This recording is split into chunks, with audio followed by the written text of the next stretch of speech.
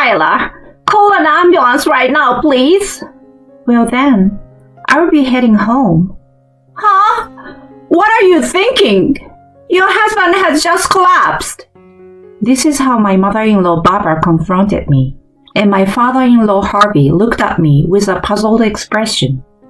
I explained everything to defend myself. Harvey, the reason my husband collapsed is because of your wife. My name is Skylar. I'm a 32-year-old homemaker. I married Conrad 2 years ago. We met at work. He was a junior colleague at the same company, 3 years younger than me.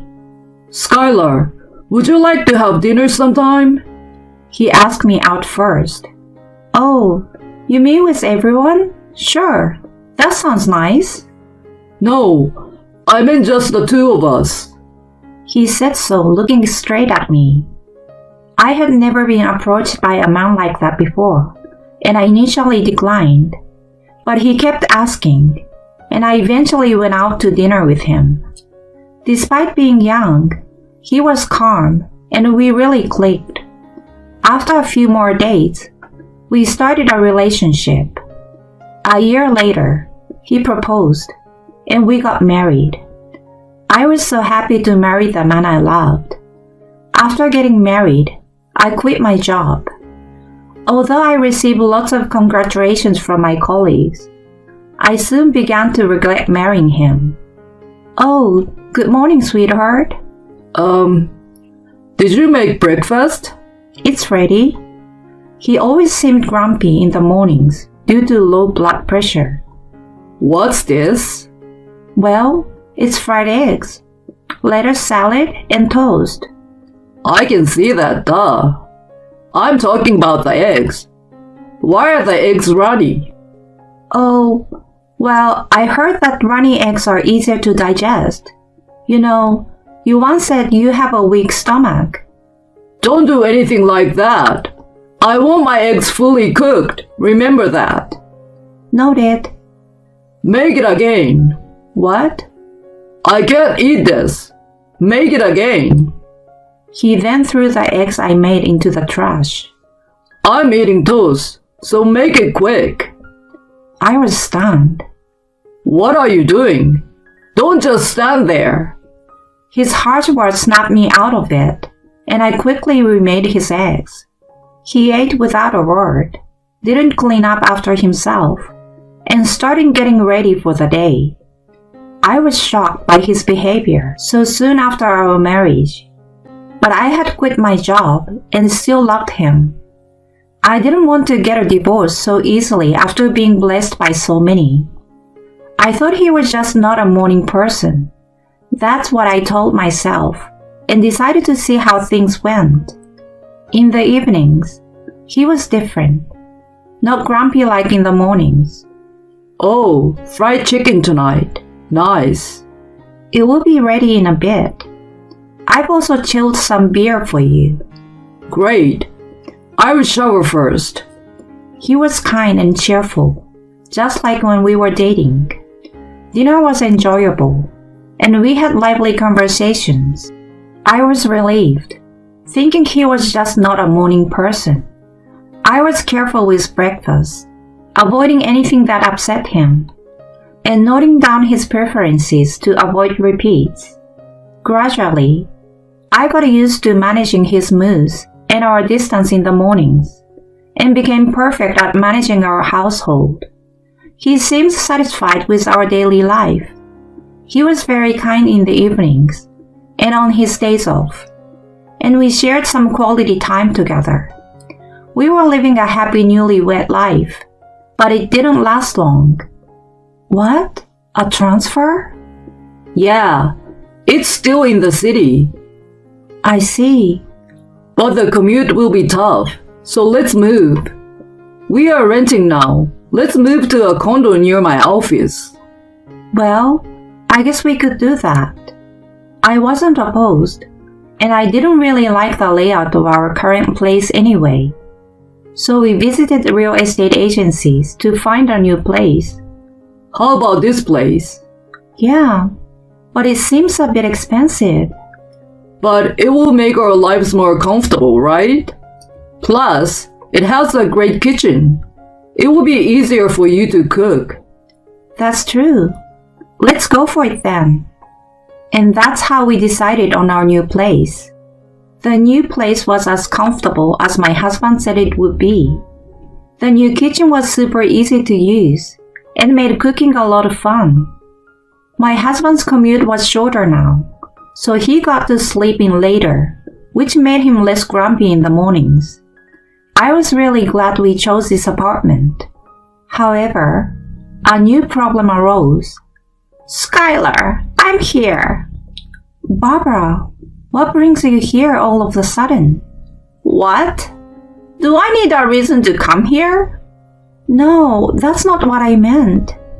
Then there's no problem. Can you make me some coffee right away?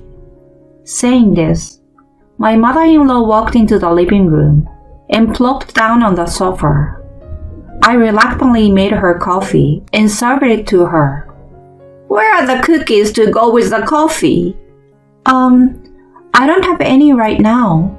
Why not? You should always have some on hand. Well, but you came over unexpectedly. Oh, stop making excuses. If you don't have any, go out and get some. What are you waiting for? Chop, chop. Yes, right away. I had no choice but to drive out and buy cookies. When I hurried back, she seemed satisfied, enjoying her coffee with the cookies. Next time, be better prepared. Unbelievable. I didn't want her to come over again. Our new apartment was only a 10 minutes walk from my in-laws, so she started dropping by unannounced during the day. That night, I brought it up with my husband. Hey, Conrad, your mom dropped by today unannounced. Oh yeah? What did she want? Nothing really. She just made me go buy cookies and then relax before leaving. She even told me to keep sweets on hand for her next visit. I see. Well, you should do as she says. What? Mom loves sweets. Did you even listen to me? Yeah, so you messed up, right? Be careful next time. I was speechless. Even though my mother-in-law was being unreasonable, he didn't think she was at fault. Instead, he blamed me. Wow, hold on. It's really inconvenient if she keeps coming over like this, you know. Why? Well, she's your mother, and it's stressful. Plus, she criticized my cleaning today and even my taste in interior decor. That's not criticism. It's advice. Listen to her. He was getting visibly irritated, but I couldn't back down on this. I've been doing fine until now, and you never complained. She's nitpicking everything. If she keeps coming over and criticizing like this, it's going to be unbearable. Are you talking shit about my mother? No, that's not what I mean. But her frequent visits are a problem. If my mom wants to come, let her come. I pay the rent here. You don't have the say. He yelled this and locked himself in a room. I was just trying to discuss his mother, but now even he was against me. I was feeling very anxious about our future. And the next day, she came over again. So, Skylar, I heard you upset my son. You're such a terrible daughter-in-law. He cares about me much more than you do. You're awful for making it sound like I'm the bad one. Now will you make me some coffee? She said this with a triumphant look, turned on the TV, and lay on the sofa. Then, I cooked her lunch, cleaned, and did laundry while she nagged me incessantly. You are such a useless daughter-in-law, and you call yourself a woman? You are so incompetent. She kept berating me. She even started staying over for dinner often, criticizing everything about me to Conrad. He began saying terrible things like, Maybe it was a mistake to marry you. He started treating me terribly because of his mother, becoming as grumpy as he used to be in the mornings. Those days continued, and I reached my limit. As a housewife, would I just be scorned and treated like a slave by them both? It was around that time when a friend suddenly sent me a photo. "Isn't this your husband?" I was shocked when I saw the photo. In broad daylight, my husband was walking arm in arm with an unknown woman. No way. Normally, a man wouldn't walk arm in arm with a woman other than his wife. This had to mean he was having an affair. I immediately hired a detective agency to investigate, and evidence of my husband's infidelity quickly accumulated. Unbelievable. He berated me so much, yet he was the one having an affair. I was determined to make him pay and started preparing for a divorce. First, I needed to secure a job to support myself after the divorce. I started going to job interviews at various companies during weekdays, and eventually, I landed a new job. I also found an apartment for myself and arranged to move out soon. In the midst of all this, my unsuspecting husband announced, My mom's birthday is coming up, so we are having a dinner party at her place. I didn't want to go, but I thought this might be my last interaction with my in-laws. I decided it was better to quietly attend than to refuse and deal with my husband's anger. That weekend, Conrad and I went to his parents' house. Harvey, my father-in-law, greeted me warmly. It's been a while, Skylar. Hi, it's so great to see you again. He was the only reasonable person in my husband's family, but he often traveled for work and wasn't home much, so I rarely saw him except on occasions like this. I prepared a lot of delicious food today. Barbara said this as she laid out a feast on the dining table. Honey, this is amazing. You are suddenly outdone yourself. The men were impressed, and Barbara looked proud. If you only saw this scene, you'd think we were a happy family. But knowing my husband and Barbara's true nature, I couldn't help but feel uneasy. I watched the food she prepared very carefully. She served it on large platters, and everything on the dining table seemed untouched. I waited until the men started eating before I touched any food. The food was delicious and seemed fine. I thought maybe this would end without incident. But then, my husband and Barbara started whispering in the kitchen. They had mentioned preparing cake and tea. Maybe they were planning something. I observed them even more closely. Then, I saw her put some powdery substance into one of the teacups. What could that be? It was undoubtedly intended for me. They were smirking. I wondered how I could get out of this situation. They started serving the tea and cake at the table. Then Barbara left to call her husband. That's when I got an idea. I made a phone call to a specific person. Conrad looked at his phone, which was in his pocket, and said, I need to take this. Work call. Before stepping away. I quickly switched my tea with his. He returned with a puzzled look. What's wrong? That was a quick work call. Oh yeah, just a quick check.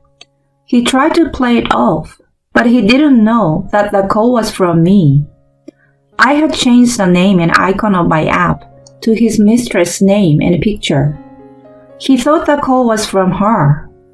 It was just a temporary ruse to get him away from the table, and it worked. Soon after, my in-laws came back to celebrate Barbara's birthday with cake. The cake seems untampered with, so I ate it. I pretended everything was normal and sipped my tea slowly.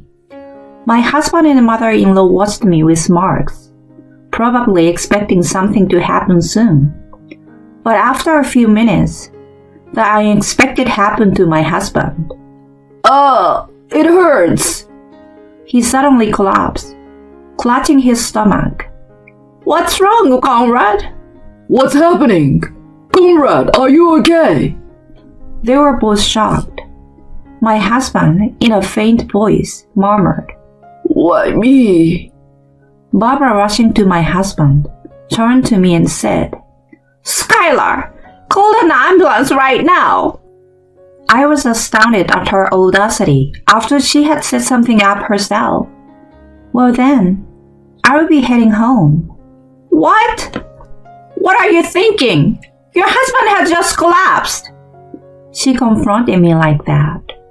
Harvey looked puzzled, said, I will call an ambulance. He hurried to call, and then turned to me asking, Why would you say something like that? He's your husband. Are you going to abandon him? Exactly. You heartless woman. The worst daughter-in-law ever. She took advantage of her husband's accusation to berate me even more. I explained everything to defend myself. Harvey, the reason my husband collapsed is because of your wife. What? He was shocked. Barbara, looking flustered, said, What are you talking about? I ignored her reaction and continued explaining to Harvey. I saw her putting some powdery substance into one of the teacups. The cup was then placed in front of me.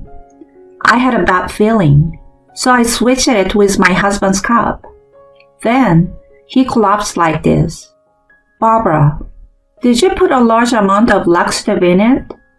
She looked shocked as I said this. Harvey glared at her and demanded an answer. Is that true? Why would I do something like that? She's lying. Then let's call the police and have them investigate. The police? Yes. Intentionally administering a laxative can be considered assault. It's a serious matter that could involve the police. I didn't know that. She inadvertently slipped up.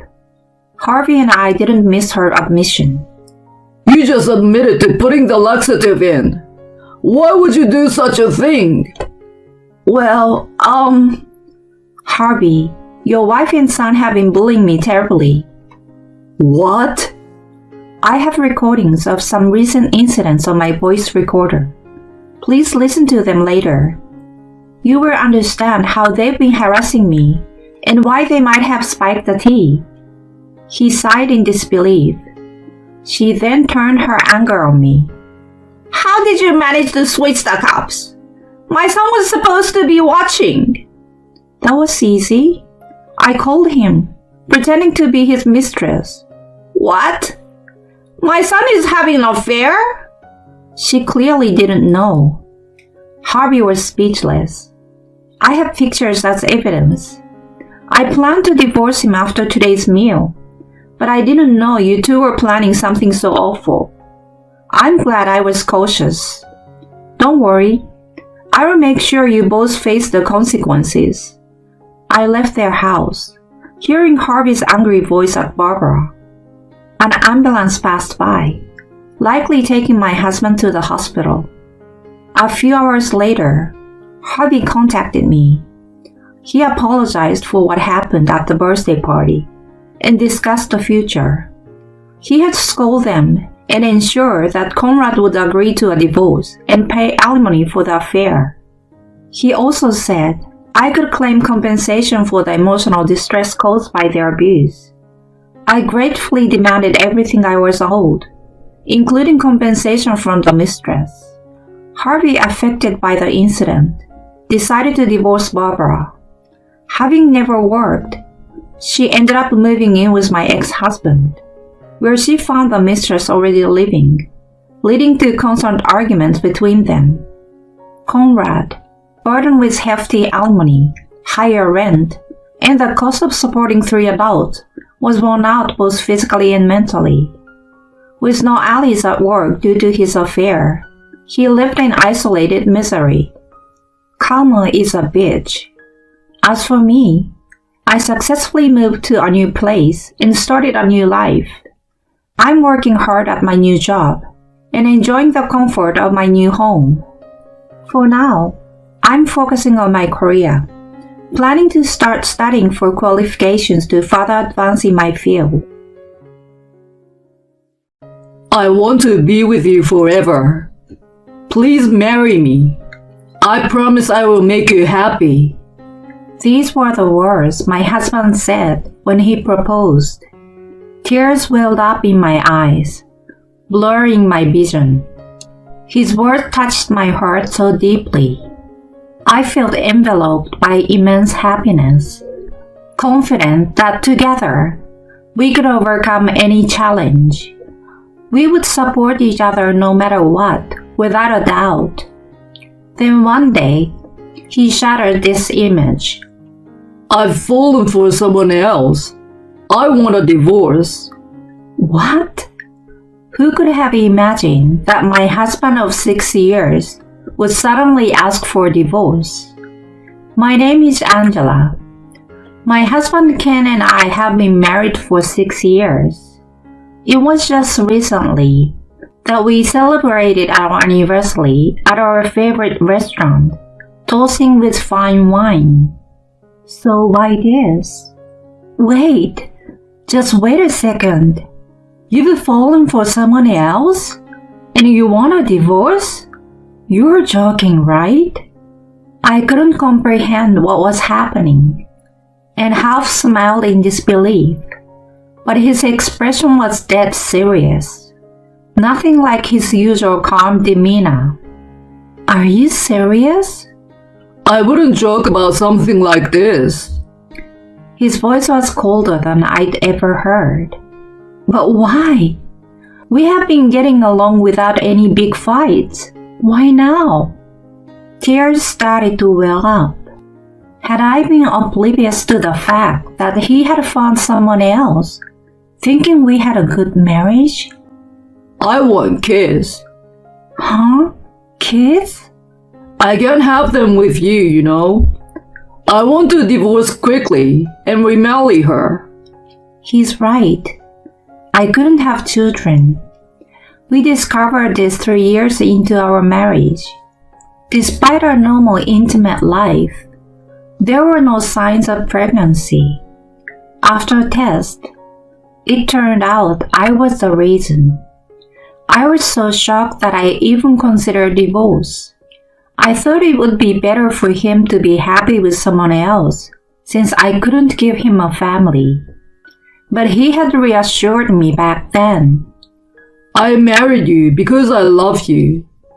Just being together is enough, kids or not. I stopped blaming myself, saved by his words, and decided to enjoy our life together. I was so glad I married him. But why now? But you said you would be happy together, even without kids, remember? I appealed with a tearful voice, but his expression remained unchanged. I only said that as a front. Who wouldn't want kids? I'm tired of being with you. His disdain was apparent, a stark contrast to the man he once was. Tired of being with me? What does that even mean? I've tried to build a happy life despite everything. I wanted to scream at him, but his words were true in a way. But it's true, as he said, that I have been forcing him to endure this situation because of me. He must have struggled too, in his own way. I couldn't believe his comforting words were lies. I believed every word he said. I couldn't bring myself to blame him completely. Maybe it was my fault that he became this cold after all. He opened his mouth and told me as I was deep in thought. Just give me the divorce. I've already promised to marry her. You're just in the way now. In the way? Isn't that a bit harsh? I felt insulted by his words, in the way. despite feeling somewhat guilty before. Why? It's the truth. I've spent 6 years with a wife who can't conceive. You should be thanking me. He said this, conveniently excusing himself from any blame. Seeing this dark side of him that I had never seen before made me feel sick to my stomach. So you really felt that way? All your reassurances were lies. Duh, obviously. I haven't been happy since finding out about your infertility. Every day was hell. I just wanted to divorce. At that moment, I felt my feelings for him cooling rapidly. His blunt words made me realize he had no intention of repairing our marriage. He only cared about his future with his lover. Everything suddenly seemed ridiculous. Fine. If that's how you feel, we can get a divorce. But just so you know, I expect you to pay alimony. He responded to my proposal with scorn. What? Alimony? I should be the one getting it. 6 years with an infertile wife. You've wasted 6 years of my life, and now you want alimony? At that moment, I felt a surge of anger from deep within. Just because I can't have children doesn't mean he has a right to say such things. We are still legally husband and wife. There's no excuse for his affair. My disgust for him turned into hatred. I wasn't going to suffer through this alone. I refused to let things go his way. I was going to make him pay. Once I made up my mind, things moved quickly. First, I needed evidence of his affair. I couldn't file for divorce until I had it. I turned back to my husband. I'm okay with a divorce, but wait 2 weeks. There are things I need to prepare since this is so sudden. Fine, but only 2 weeks. After that, we're definitely getting a divorce. He replied impatiently and left the house. Later, I packed my things and visited the detective agency during a work break.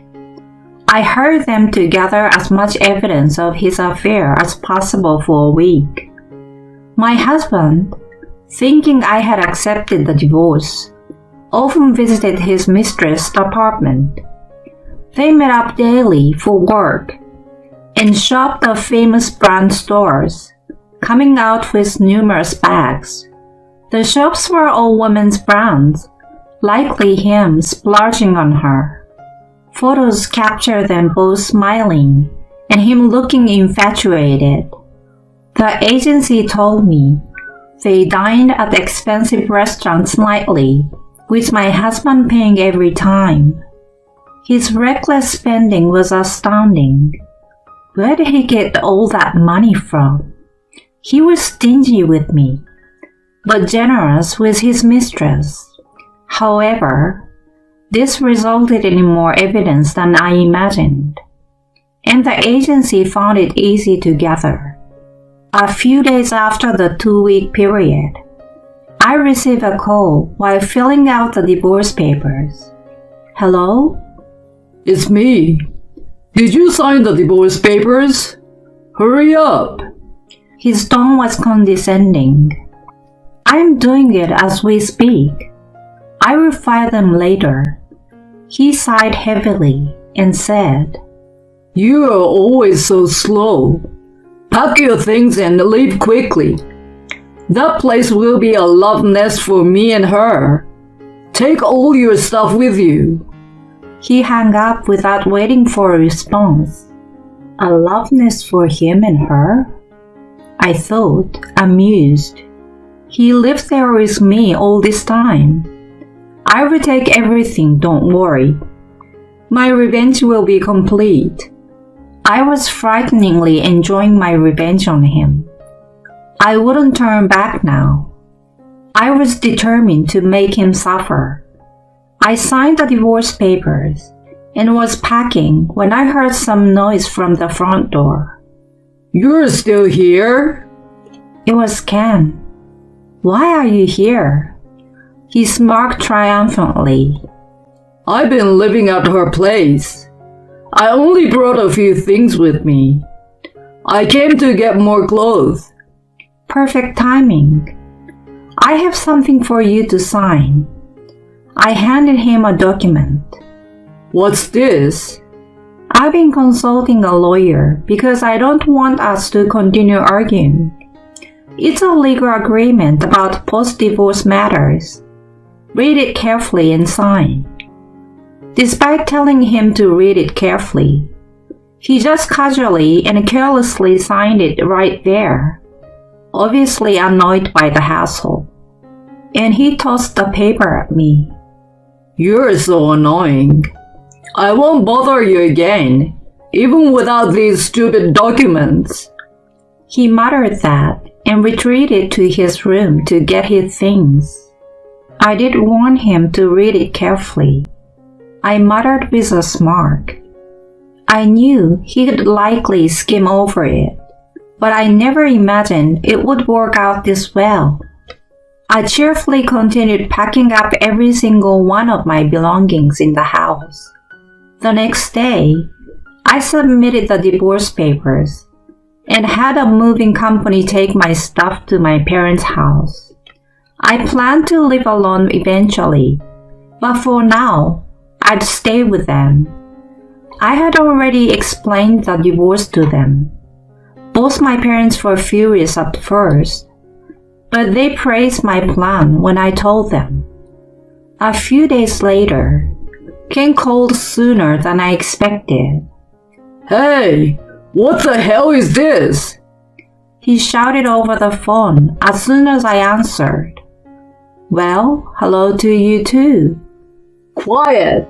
Why is the house empty?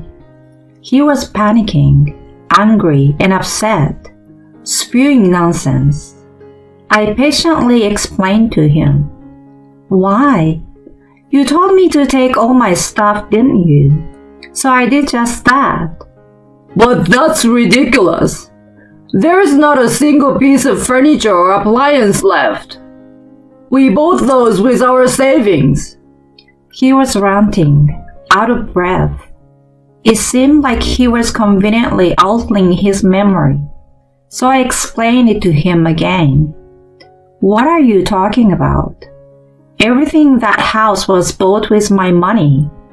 Have you forgotten how you were fired and we lived off my income when we first got married? He fell silent, remembering. Right after we got engaged and moved in together, he lost his job. So I bought all the necessary furniture and appliances. I even paid the mortgage until he found a new job. He seemed to remember and suddenly lost his earlier bluster. What's wrong? Gone quiet all of a sudden? Just remembered, did you? Oh, and by the way, the condo is part of the asset division. So if you ever sell it, remember you owe me half the selling price. What? What is all about? You didn't say anything about this. You signed it yourself, remember? I told you to read it carefully, but you were too lazy, and that's why this happened. I signed it? You mean that paper I signed? This bonehead finally realized. The paper he signed contained many important clauses, including property division and suing both him and his mistress for alimony. I explained this to him again, and he was speechless, sobbing over the phone. Why are you crying? You, the one who cheated, have the nerve to cry? I'm the one who's been hurt here. But this is too much. What have I done to deserve this? I was utterly disgusted with his inability to understand his own wrongdoing. I never realized he was such a pitiful person. You were really pathetic, you know that? Thanks for initiating the divorce. It was the right decision. I feel so much better now. I hung up on him, blocked his number, and made sure he couldn't contact me again. Through my lawyer, I proceeded to sue him and his mistress for alimony. Surprisingly, they broke up quickly. The mistress apparently had another main partner and was just using my husband for money. The mistress, who had treated him like a mere cash cow, was furious when I demanded alimony from her. Why should I pay alimony? He was just a fling. She grudgingly paid and dumped him soon after. I never expected such a turn of events. It was a sweet victory for me. Karma is a bitch. My ex-husband, dumped by the woman he planned to remarry, was hit with a double whammy of alimony and emotional distress. He even took a leave of absence from work. Later, he called my parents' house. I've decided to sell the condo. I will give you your share. I was wrong. Please let's start over. Of course, I had no interest in reconciling. Please don't contact me again. If you do, I will call the police. Goodbye. I ended the call and blocked his number at my parents' house too.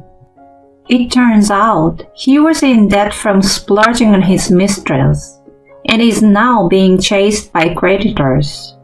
No wonder he was so extravagant with her.